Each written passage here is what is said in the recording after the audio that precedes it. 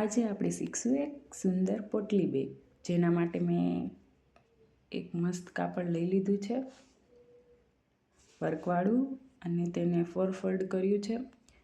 કાપડની લંબાઈ હશે આપણે 8.5 ઇંચ, પહોળાઈ હશે 10.5 ઇંચ. તો મેં બંને ફ્રન્ટ પાર્ટ તૈયાર કરી લીધા છે. હવે આપણે એનું લાઇનિંગનું કાપડ તૈયાર કરવાનું છે, જે પણ મેં રેડી કરી લીધું. હવે લાઇનિંગના કાપડને અને આપણા મેઇન ફેબ્રિકને સવરું રાખી એના ઉપર રાખી અને સ્ટીચ કરી લેવાના છે. બે ભાગમાં સ્ટીચ કર્યા પછી આપણે લગાવશું એમાં પ્રેસ સ્ટીચ.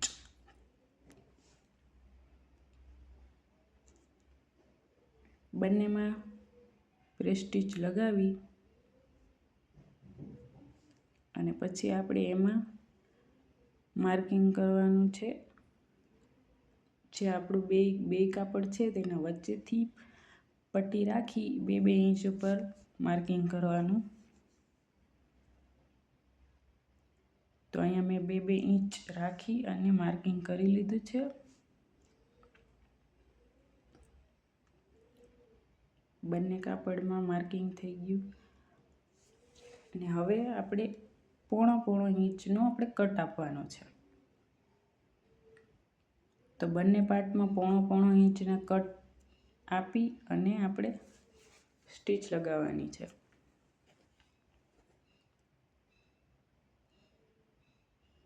તો અહીંયા આપણે હવે સ્ટીચ લગાવી દઈએ. યાદ રહે કે પોણો ઇંચ જ કટ કરવાનું છે અને તેમાં સ્ટીચ લગાવી દેવાની છે.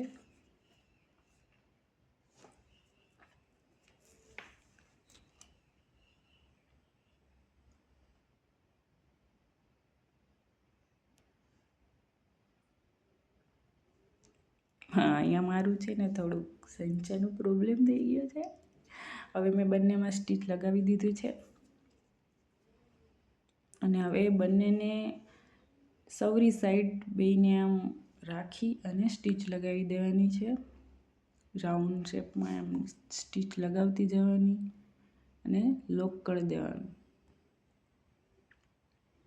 ધ્યાન રહે આપણે જે ફોલ્ડ કર્યું છે એમાં સ્ટીચ નથી લગાડવાની.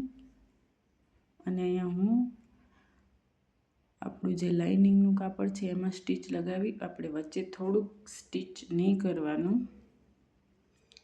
કેમ કે પોટલી આપણે પલટાવવાની હોય ને એટલે વચ્ચે સ્ટીચ નથી લગાવ્યું મેં લાઇનિંગના કાપડમાં.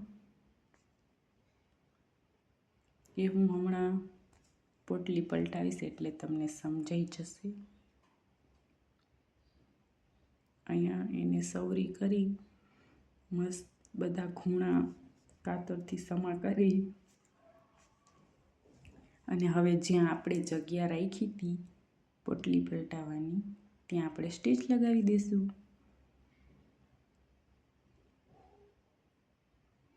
હવે તે જે લાઇનિંગનું કાપડ છે તેને અંદર રાખી અને આપણે પાછું એક માર્કિંગ કરવાનું છે,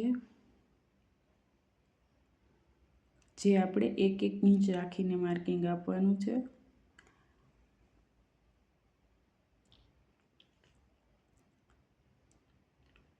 એક ઇંચ આ રાખી માર્કિંગ કરી અને સિલાઈ લગાવી લેવાની છે.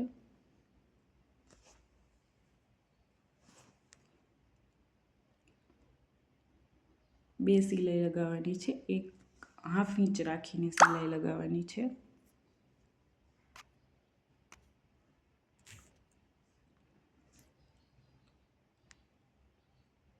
જ્યાં આપણે સિલાઈ લગાવી હોય ત્યાંથી આપણે આમ ફોલ્ડ કરી અને માર્કિંગ કરી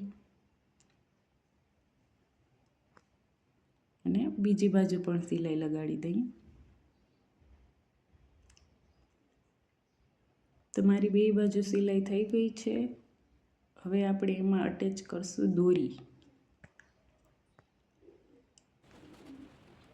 આ દોરી હું અંદર એમાં નાખીશ. પછી આપણે 4 ટસલ્સ માટે તૈયાર કરવાના છે કાપડ, જે તૈયાર થઈ ગયા છે, અને ટસલ્સ જોડી લટકણી એમ કે લટકણ જોડી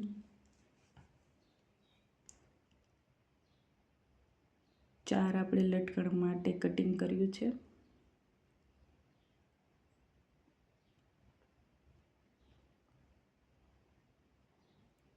તો અહીંયા મારા લટકણ પર રેડી થઈ ગયા છે. હવે હું એમાં લગાવીશ હેન્ડલ.